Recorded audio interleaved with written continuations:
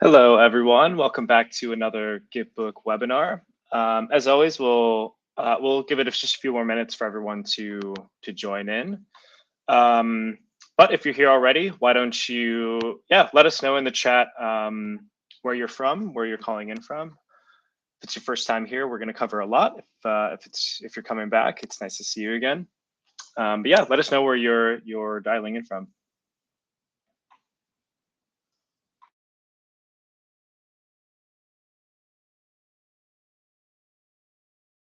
Very, very cool. I see we have a lot of people from all around the world. Yeah, hopefully everyone's going to see and learn some really cool things about GitBook. We've been releasing a lot of new features over the last 2 months. We had a big launch about a month ago that you may have seen. And we're going to be covering mostly everything that we had launched over the last month. So be prepared. We are going to dive into a lot of the new features, but we're also going to dive into some of the existing ones. Yeah, I'm really excited to go ahead and get started. Let's go ahead and dive in right away. So if you haven't seen me before, my name's Addison. I run our developer relations team here at GitBook. And we have a lot of really cool things to share specifically with the published documentation aspect of GitBook. I've seen some really cool sites being published with GitBook over the years, but I'm excited to see what everyone can start to build with some of the features that I'm going to show today. So let's go over a quick agenda. I want to start and actually talk a little bit about the why we've been releasing some of the features that we have, how they kind of tie into our mission at GitBook, and why they might be important for you as you start to integrate some of these new features. Then we'll hop into a demo. We'll cover these things that you see here on the screen, but also a few more. So we'll talk about site sections, variants, reusable blocks, diff view, some revamped insights that we've been working on. And like I said, just more along the way. Again, if you haven't been to a GitBook webinar before, welcome, but feel free to continue to post questions inside of the chat. We have my colleague John in the chat who's going to help me out, but we'll also have some time at the end for a little bit of Q&A. So if you post them there inside of the chat, we'll do our best to get to them at the end so we can answer any outstanding questions. But let's go ahead and start. And talk a little bit about the why that we've been adding some of these features. And I want to start with kind of an overarching question, which is, what does the future of documentation look like? And us at GitBook, we think about a documentation site as much more than just documentation, as you see here in this like last bullet point here, because we start to see that a lot of teams who are having like really good success with their docs, they do a lot more than just explain how like a product is used. They really tell the story about a company. They tell the story for a user as they start to continue to use that product.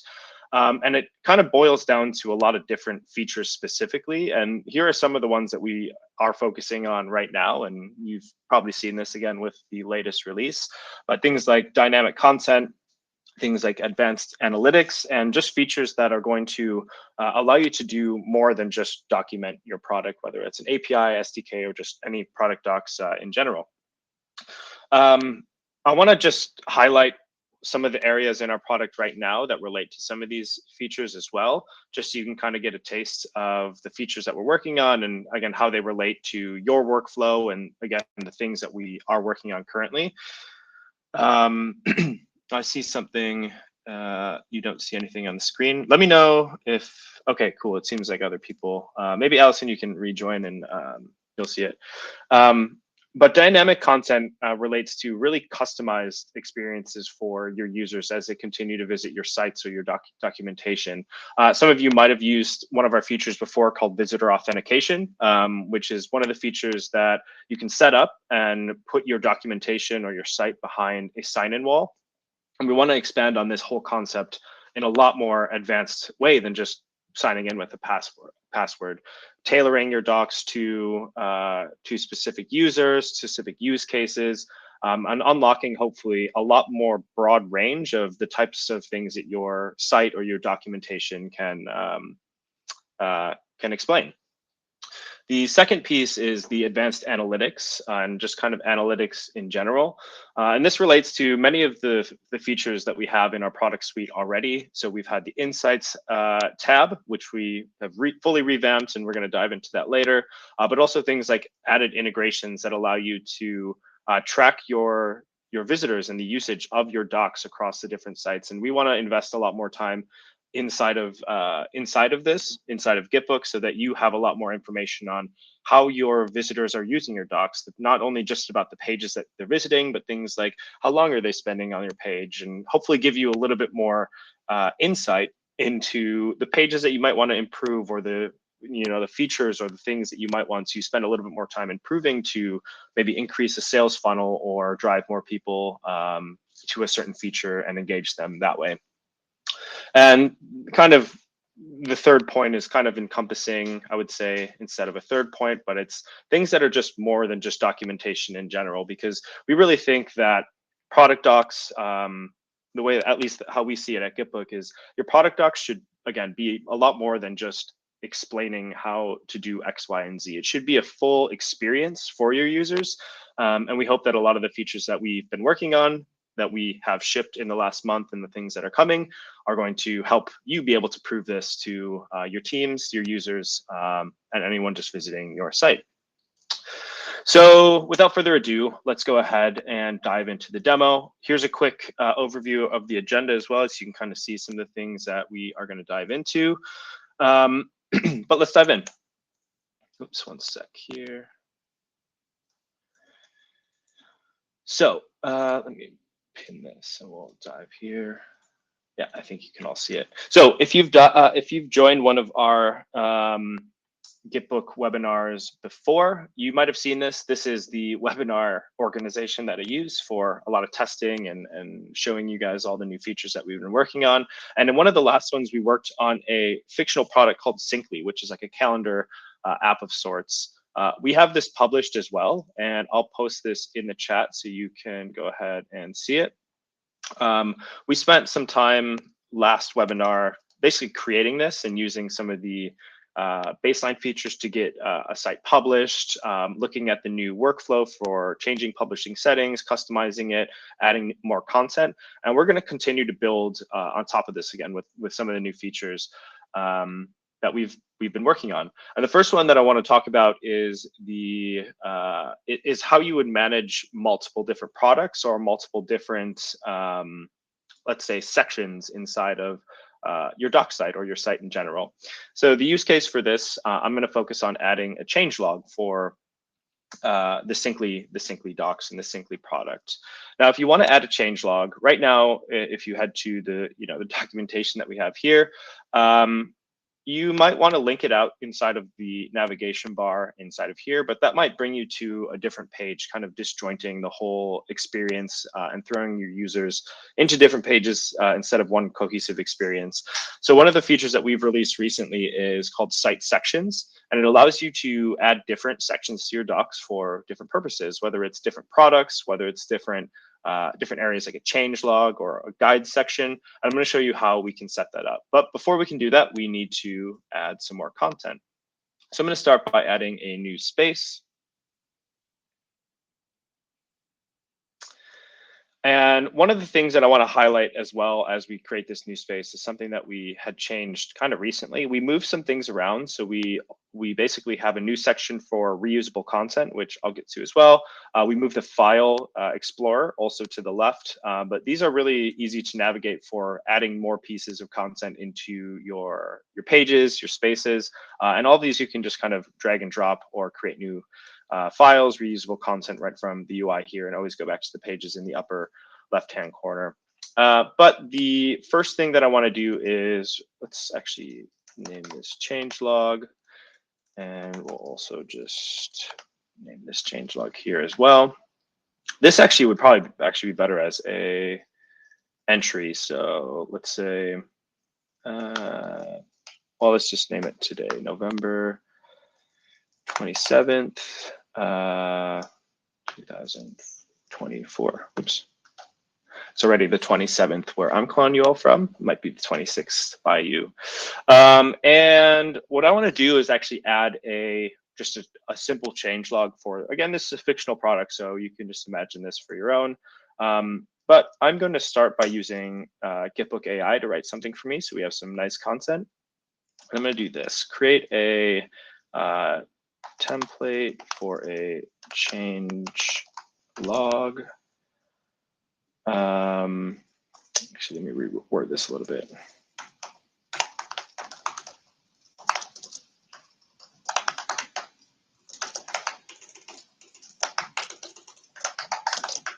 Include new, updated, and deprecated sections. Okay. Awesome. And this is a pretty clean looking changelog entry. It looks good to me. But while we're at this, I actually want to demo off another feature that might be pretty useful. And I kind of hinted at it before, but it's a reusable content section. And because we've just created a template here, and because a changelog is something that's going to be changing over time, and we're probably going to have to use this again, what I'd like to do is turn this into a piece of reusable content.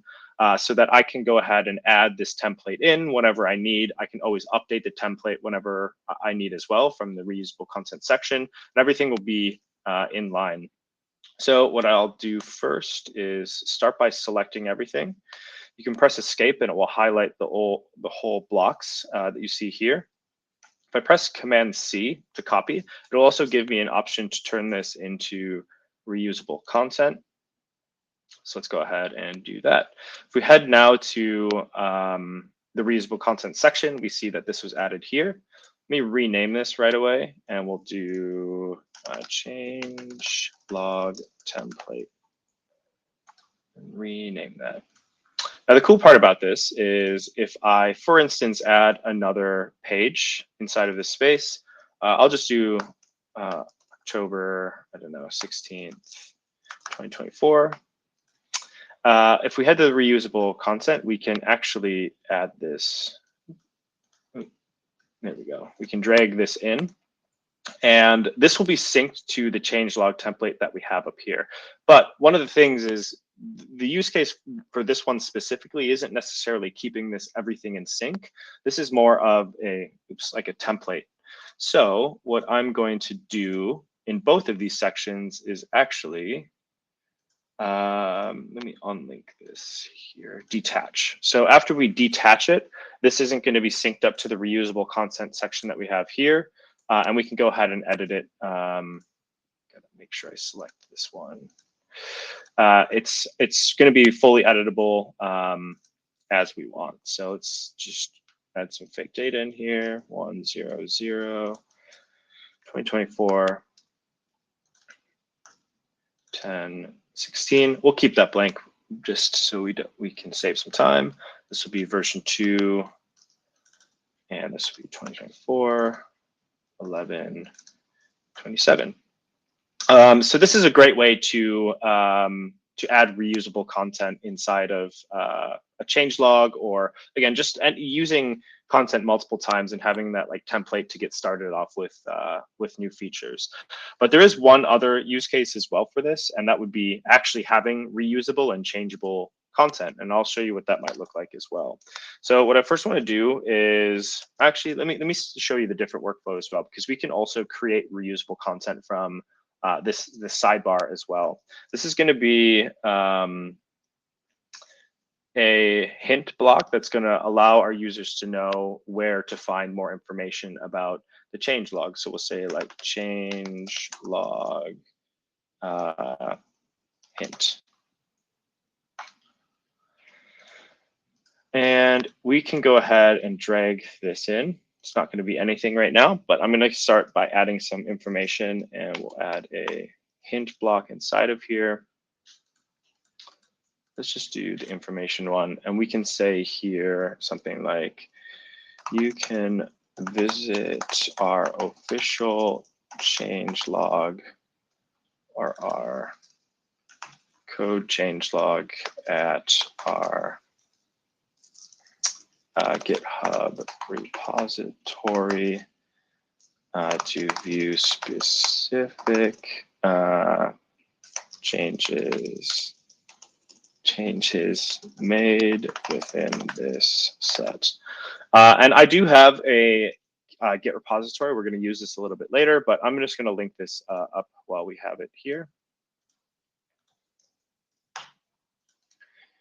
And there we go. So I'd like this to be included at the top of anytime we do this. So what I also want to do is head here, add a new space, a new section, and we'll add that hint here as well. Now, the thing is that anytime that I change this, it's going to change it across all of these sections, but that's going to be really useful because, for instance, if the GitHub repository moves, or if we want to add some more information to this, this is a great way to basically use this as a feature where you can write it one time and use it in a bunch of different places. Okay, but now that we have this all set up, looks good enough for now. Not really any content, but that's okay. We can go ahead and add this to our official site. So what I'm going to do is add this as a site section.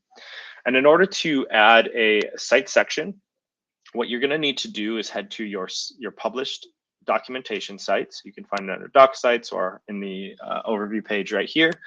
Head to your settings. And if we scroll down, we can add a new section. We're going to add a new variant later, which is a little bit different, and I'll explain the difference as well. But let's start by adding a new section. It'll ask us to select a space, and you can see it organized here, but obviously we want to add the changelog. And this is already set up. So what we just want to do now is it should already actually be published. And we'll check on that in just a sec because sometimes it might take a sec to cache. Something else that I want to mention though inside of the settings, because we've been moving some things around trying to make it a little bit easier for you to navigate and update the different settings across your sites. We've moved some of this audience settings inside of this panel. That's a little bit easier and nicer to navigate. Should make things a lot more clear for what your action is doing when you're changing the settings. And some of the other things you've seen, we also have some updated work on adding redirects from the UI. Some of this isn't out just yet, but hang tight because we'll definitely revisit this in a later webinar. And then just more things like customization, page ratings, etc. Let's see if this is updated already. Cool. So now anytime you visit the website, and if you go ahead and check it out in the link that I posted before, you should now see this. And this is a much nicer way for users to navigate different product areas or different things within your docs without needing to hop to different websites, open up different tabs. Everything's kind of all in one. One of the other things that I want to mention, though, that's really nice about this is the search will work across the different site sections that you have here. So for different product areas and things like a changelog, this might be really, really useful to add and include in this manner. So keep this in mind. Make sure you head to it in your settings. You might have to check the plan that you're on in order to use some of this stuff. But definitely, I think it's a great addition to making your sites a lot more manageable and able to be, again, just a lot bigger in general while still maintaining that focus of the user of staying in one section. I also want to talk a little bit now about, let's see, some customization, because one of the things that I want to do over this webinar series is actually turn this into like a really, really nice looking docs website. And I haven't added really much customization to this in general. So I'm going to spend the next couple minutes just editing some of the features here so we can, well, again, make this look a little bit nicer. And the first thing that I want to point out too is when you see here, head to your customization settings inside of a site that has multiple sections, you're going to see the different sections that we have inside of here. If you change it in the site-wide settings, it's going to affect everything that you see here. But you can also toggle into just one specific space, like the published docs or the changelog, and edit the styles just for just for that, basically. So again, if you have different products that have maybe different branding, different colors, you can set those still individually from this panel. But let's start. Let's add a little icon, and I don't have an image ready. So for now, let's add like a little calendar icon. And let's rename this.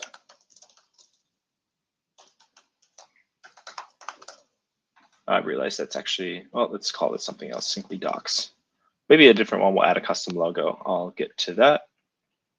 Let's add a nice red color for this, because it's kind of like a calendar hue.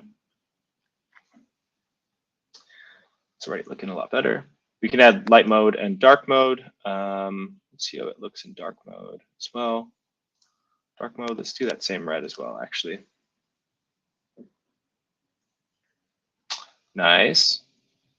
We can allow people to toggle it on and off. We can change some of the font as well. We've also been working on bringing more fonts inside of here, so hang tight because we've got a lot of stuff coming. We'll keep the rounded, and the background we can also match the theme or do a plain color. I think the plain color is going to look nice for us right now, but if you do want to have like a little bit of a tint on it instead of just like a white or black or dark background, you can very easily do that. One of the other things that I want to add right after this is another feature we've released pretty recently, and that's going to be page icons. So you'll see here as well, we have in the welcome, getting started, and the different links. It's very descriptive. It tells us what we're going to get, but we can add a little bit of extra flair to each of these. Previously, you were only able to add emojis set from the list that you have here, but we've added tons, like thousands of different custom icons that you can put inside of here, pick and choose from. And you can also update the type of icon that you'd like, if you want it to be like a thin, light, or regular, stroke, or a duotone or solid. I'm gonna just edit this to be a light one, and we'll go ahead and save that. And that should already start to make this look a little bit better. But what I also am gonna do is add page icons so we can see that in action. So I'm gonna start by adding and opening up a change request.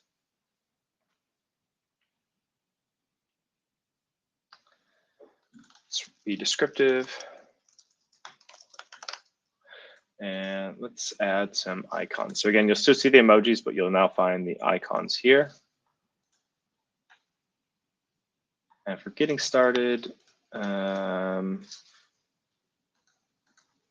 always liked like the little bird icon. I think that's a pretty good one there. Community will do like people. And support, we will do this one. And as you see, there's no content here, but we'll get back to that in a later one. So what I'm going to do is let's go ahead and rename this. I'm going to go ahead and merge this in.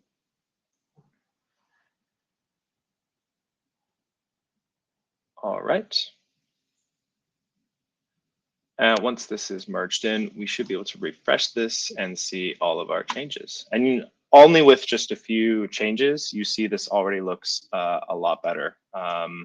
If we head to the changelog as well, it's a lot more on brand. So starting to take some shape and looking a lot better.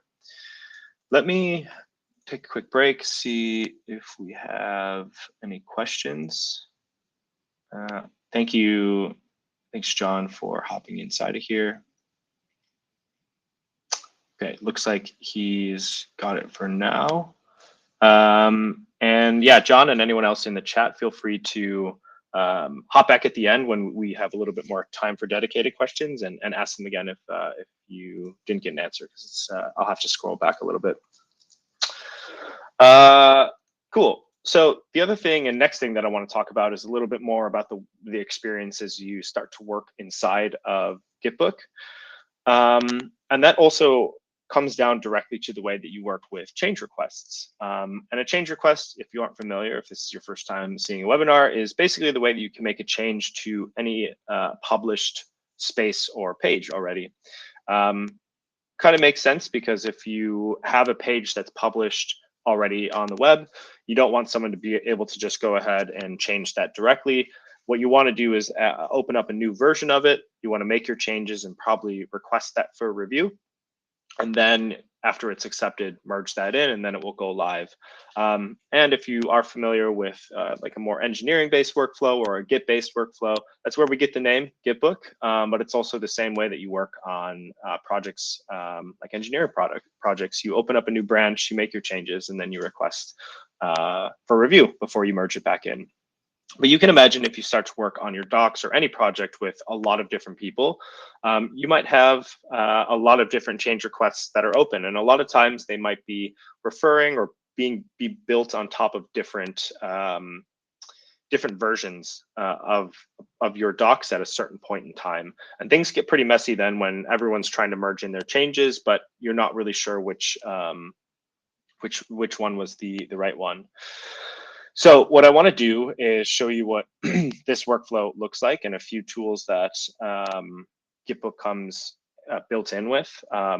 You'll already see that this change request is out of date. So basically, the space that this was built off of has changed since I created this one. So I created this one before the webinar, but since we merged in a new one, it's telling me I can update. But if you ignore that and we make a few more changes to this, let's go ahead and actually show. Let's add a cover inside of here. I added some files, so we can add these in. Maybe this one looks a little bit nicer in the middle. Yeah, we can go ahead and do this, but if I go ahead and merge this in, this is going to, one sec. It's going to see that there's a conflict, basically saying, hey, you're trying to merge in a new change to something that was changed since you had started this change. And we can see it right here on the main page, basically saying that, well, when I started the change request, the one that I'm currently on, I renamed it to Welcome to our Documentation Hub from Welcome to the Syncly Documentation Hub. But in the last one that I just made, I changed it also to say Welcome to the Syncly Docs. So because I had two older versions trying to merge into the same thing, it's saying, well, we're not sure which one you want to use, so you have to be explicit and tell me which one that you want to be to go live. And this is, again, in engineering called a merge conflict. And we've brought a very nice experience into GitBook that allows you to resolve these different things right within the editor. And you'll see this UI right here, basically saying, well, these are changed. Which one do you want? We can keep the primary one or we can keep the changed one. But because I like the new edit that I made, I'm going to keep the new one. And I'm going to mark this as resolved. And after that's been resolved, you'll also see that it doesn't ask me to update this change request anymore because it's all good to go. Something else that you can see as well while you're in a change request, and we've also added this pretty recently, is all of the different changes that were made. So if I go ahead and toggle this change right here, you'll see, well, we've added some new cards. This was pulled in from the new one, so that doesn't show up. You see I've deleted a paragraph and this is changed. But this is really nice when you're working on really large changes to like a large documentation site. And what we've also added is a way to just see the pages that were changed. So again, if you're working on a ton of different pages, you don't have to filter through all the different pages to see what was changed. You can just get a quick overview of those changes. But everything looks good to me. And because I'm the only one working on this, I can go ahead and merge it. But you might want to set up a few more best practices with your company, do things like request for a review before things like these are merged. Let's just check again. Well, might take a sec. There we go. Cool. So now we have some of these cards. We have, yeah, a little bit more life to this, which is looking really nice. One of the other things, though, that I want to add in terms of customization, and something we've also released pretty recently, is some more updates to the UI of your published content. So I'm going to head back to the settings for our docs. So we'll head to Syncly documentation, head to the settings, and if I go to customization and I head to our layout, we're not only able to add the different site sections in the navigation bar at the top up here, but we're also able to add things like header links. So what I'm going to do is add one for community. I'm also just going to, for now, link these to this, and we'll add this as a link. And I'll add another one and say something like support. I'm going to actually just continue to do this here. But one of the things that I wanted to mention that we've added is a way to add a primary and secondary button. So what this is really useful for is if you want to call out an action instead of just having, a link up top, what you can do is say something like sign up. Again, I'm just going to use this for all of them, and we'll do this one as the primary. We'll add another one that says log in. And this will be secondary. I also want to just make sure this is a little bit nicer. All right, and now we can reorder some of these as well. So I want this one to be all the way here. And yeah, that's looking pretty good in terms of the kind of call out or CTA. So when people come here, they can see they can log in, sign up. Yeah, and basically go from there. Let's add also a few more of these features. So yeah, we just have a full built out site. Some of the other things you can configure as well is the interface. You can also add a section for people to edit this on GitHub or GitLab, which I'm going to enable for now because that's the next thing that I want to set up. It's always good to kind of cover this for newcomers if you haven't set up Git Sync before, because that's what we're going to do. And Git Sync is essentially a way that you are able to sync a GitBook space with a repository on GitHub or GitLab. So as you saw before from the links that I was using, I have a brand new repository on GitHub that I want to sync with the content that I have inside of here. So all the changes that I've been making inside of GitBook are going to appear inside of GitHub. Now, the reason you would want to do something like this and why you'd want to set this up is because this allows you to not only use GitBook as the main source of truth. The sync allows your content to be able to be changed bidirectionally, which means if you go ahead and edit something on GitBook, those changes are going to show up inside of GitHub or GitLab, and vice versa. If you go ahead and make the change there, they're going to show up inside of GitBook. And that's really nice, especially if you're working, again, across a larger team, because it allows people to work in the environments that they want. And a lot of times an engineering team might keep like the documentation inside of the repository of their product. And it makes it a lot easier for them to contribute to their docs by not having to go to a different website or a different app, but make those changes directly in the docs. And you can visit our YouTube channel and see some of the other webinars we've done on this topic previously, but it also opens up a lot of more advanced workflows if you have your docs a little bit more tightly coupled with your product, because there's a lot of CI/CD, continuous integration, that you can do with your docs in your product by running things like scripts. So if a piece of your product changes, you can pull in those changes and maybe automatically generate a change log, which is something that Mike from Modern in a previous webinar that we've done showed us how to do. So there's a lot more flexibility in terms of the way that you manage your content and the way that it's generated. And we plan to do a lot more in terms of building on that concept, and again, making the integration between GitHub and GitLab and GitBook a lot tighter. So stay tuned for a lot more of the things that we have on that front. But let me show you how we can set it up. So we have this set up now. So hopefully in a coming webinar, we can expand on this a little bit more. So as you saw before, I was using GitHub. So let me go ahead and choose that. we want to set this up with just the main docs, the Simply docs, but I need to authorize this quickly. This is under my account, and let me just find the right one.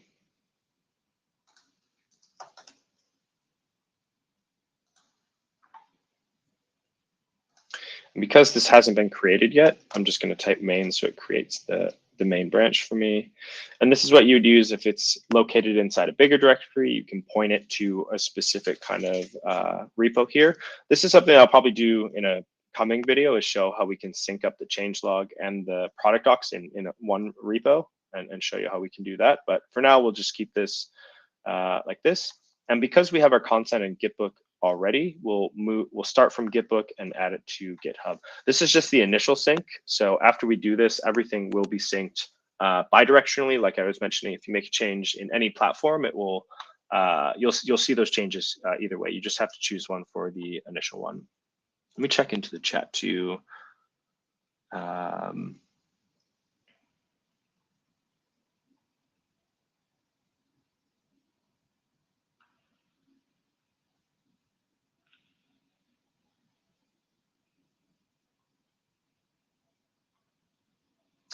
All right, cool. I see some questions here. Thank you again, John, for helping out. But we'll stop back to these in just a sec. Okay, cool. So now we have this all synced up. And if we go ahead and yeah, take a look here, you'll see that I am able to see all of the, well, the latest commit here, but all of the assets and all of the information inside of here. And again, this is great because if I want to go ahead and maybe edit the README, which is the main section here, I can go ahead and make those edits directly inside of GitHub. So normally you'd probably be working inside of like Visual Studio Code or a different IDE.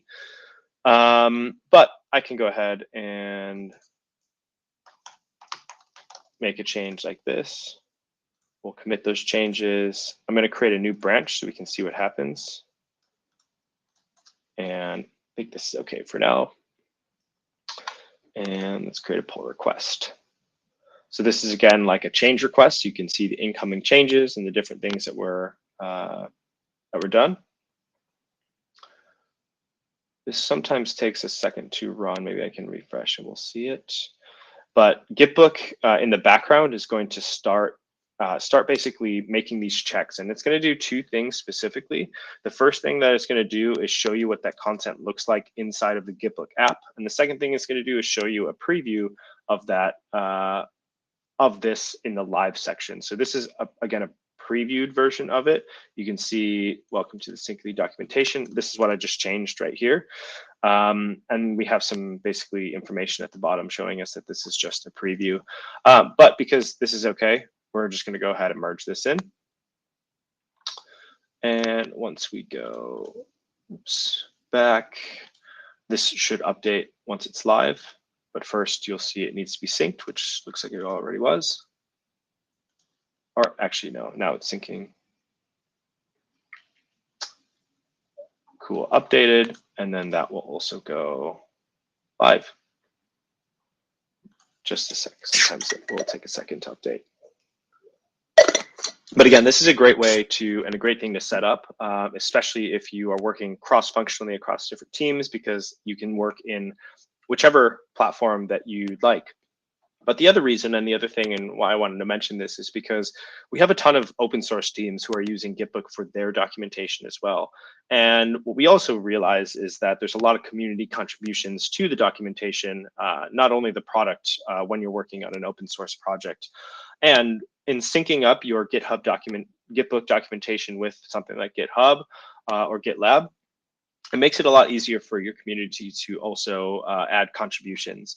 We also, like I mentioned, added this, or I added this in the customization settings, added on GitHub button, and everyone inside of that will see that button on the pages.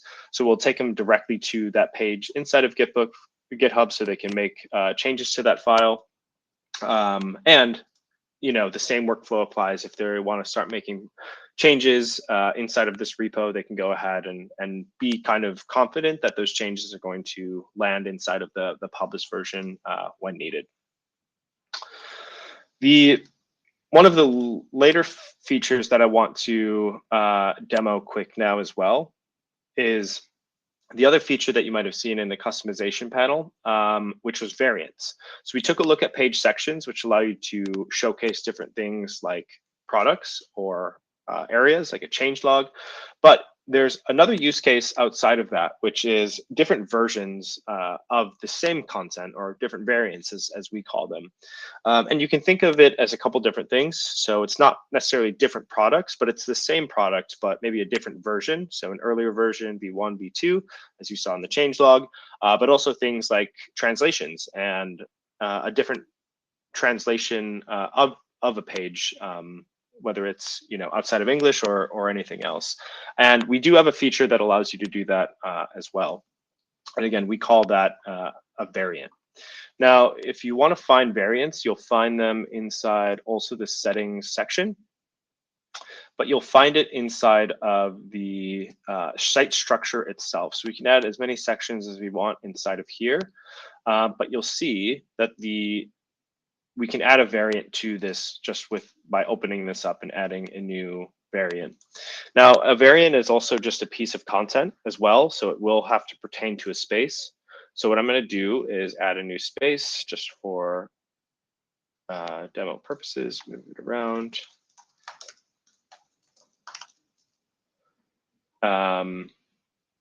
Actually, what I'm going to do is this, because we won't have time to demo everything just now, but I want to come back to this in a coming webinar on some of the features that we have kind of planned on what we're working on. But instead of so we have a copy of the Syncly docs that we have here. I'm going to rename this though to the Syncly docs. And let's name this like FR for French. Now that we have it here, we can make an edit.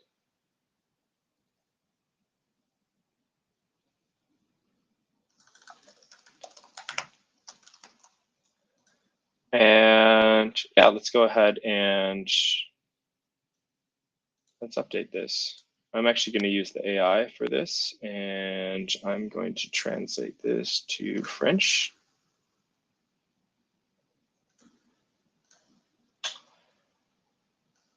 Now, I don't speak French, so I do not know if this is correct, but it should be.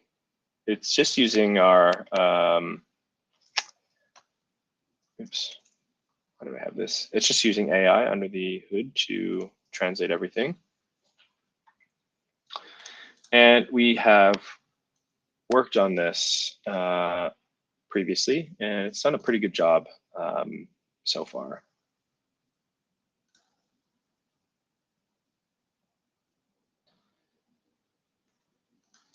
Oops, I think this is a bug that we have, but it's okay.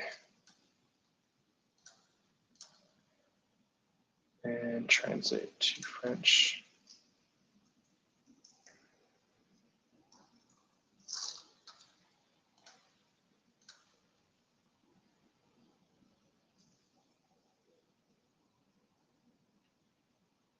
There it is.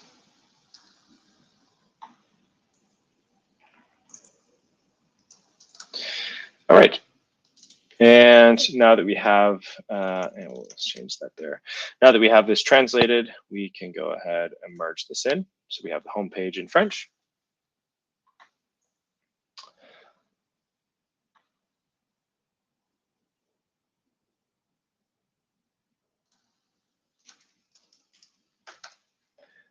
Let's go ahead and just change that, make it a little bit easier to navigate. And now if I head back to the docs and I head to the settings, inside of here, we can add a new variant, but this time we're going to do this one here. You can also edit the slug of these as well. I'm going to keep this as is for now. But now that that is live, if I go ahead and refresh, we now have a little drop down that allows me to actually navigate between the two different sections here. So this is super helpful, super useful, especially when you're working with multiple different languages, or again, multiple different versions. So variants, again, are great for different versions of the same thing, languages, versions. And then the site sections are going to be really useful for different product areas or different product features. Just to make that a little bit more clear on what to expect when using both of them. Now, there's just the last thing kind of want to show before we head into a little bit of Q&A, and that's this updated insights panel that you see here. So if you've been using GitBook for a little bit, you might have seen our previous implementations of insights, but I do think that this is probably the best version that we have of this right now. Feel free to head to this website as well so we can get more data inside of here, because as you see, there's not much because I've just made this. But I want to explain the different sections and what you can expect to see in some of these. The first one is going to be the traffic. So essentially, the different page visits that you see here, you'll be able to see what pages are being visited the most. So you can kind of gauge which pages might need a little bit more attention, or if there's an important feature that you want to highlight, to maybe link it in a few more areas. With any of the ones that have information flowing in, I wanted to mention you also can download a file, a CSV file of the information, so you can parse through it and sort through it more. But the second one is the search input. So again, up in the upper right, you can you can see all of the questions here, but you'll also be able to see the search terms. So you'll be able to see maybe if people are searching for a very specific thing a lot, to highlight that a little bit better, or to increase it a little bit more. And I just saw this last one come through on the feedback. The feedback comes from your score that you see up here. So if you are visiting this site, any of the edits or the reports that you make inside of there, should go ahead and put it here. And thank you all. I see the score, 4 people already saying that this was helpful. So that's great to hear. All right, I think that's going to be it for today. We'll share the recording afterwards as well. But as always, thank you all so much for attending. Hopefully this was really helpful for everyone on the call. Excited to chat with you next time on what we've been working on to start extending this, because this is definitely just kind of the start of a lot of big features. And again, you probably even saw some of the sneak previews of stuff that isn't available just yet, but it kind of gives you a hint on where we're going. But yeah, follow us on Twitter, head to our GitHub community. We'll announce all of the upcoming webinars there, and we'll see you at the next one. Thanks, everyone. See you next time.